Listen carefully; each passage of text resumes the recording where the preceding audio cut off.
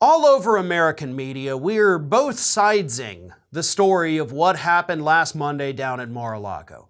You've got the conservative outlets calling it a raid, calling it an unprecedented move, the weaponization of the Department of Justice against the former president because they want to take out their political enemies. You've got more liberal outlets talking about the devastation of what could arise if Donald Trump did in fact have classified nuclear documents down there. You've got your centrist media trying to both sides it and saying, well, we don't know what's going on. But look beyond the borders of the United States and look how the foreign media is covering this, and you'll realize that not only are they covering it the way that it should be, but they're also terrified of the implications. Something that, by the way, is missing in most of the conversations that the American media is having here. So let's first take a look at the BBC, right?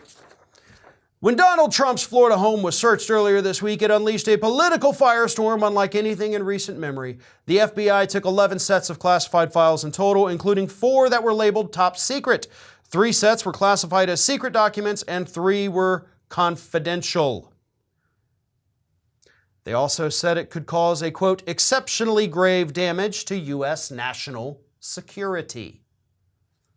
The Australian Broadcasting Corporation said Donald Trump's Mar-a-Lago was a nightmare environment for housing classified documents. Early in his presidency, he spontaneously gave highly classified information to Russia's foreign minister about a planned Islamic State operation while he was in the Oval Office. So they're also like, hey, let's not forget this guy has a bad history of handling classified information. The Canadian Broadcasting Corporation. Trump under investigation for Espionage Act violations, FBI search warrant reveals. U.S. media speculated they feared nuclear secrets could get out without urgent action. And then you have Radio New Zealand, who said FBI removed top secret documents from Trump's home.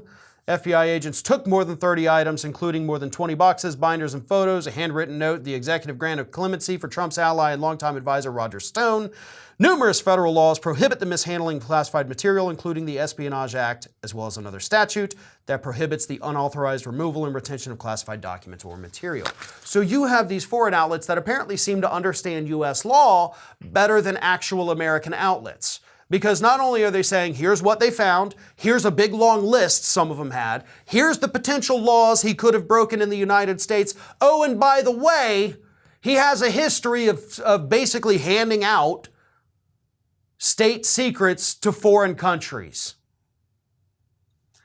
Here's why they're so terrified. Not just because of the national security threats to the United States, but to the national security threats that they could now face. Because we don't just have classified information about our own nuclear capabilities. We also have that same kind of information that we share with our allies. They have ours, we have theirs. So these countries, I believe, are worried, what of our stuff was in there? Did you just put my country at risk? You incompetent buffoon down there at your golf course in South Florida? Did you have our secrets in here? Did you have private discussions? Did you have any information about spies that we all of these countries, have embedded overseas? And I know a lot of people say, well, we shouldn't have spies. Grow up and act like an adult and understand that even though we don't like it, sometimes it is a necessity. But it's the deep state. Shut the hell up and grow up again.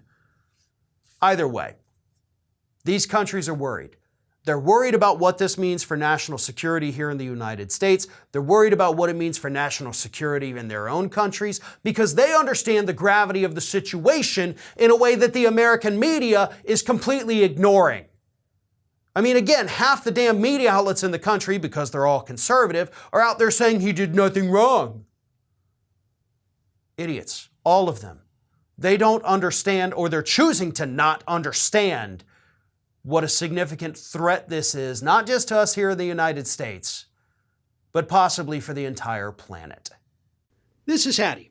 Hattie wants to know why you have not subscribed to our channel. You obviously like our videos, so do us a favor and subscribe.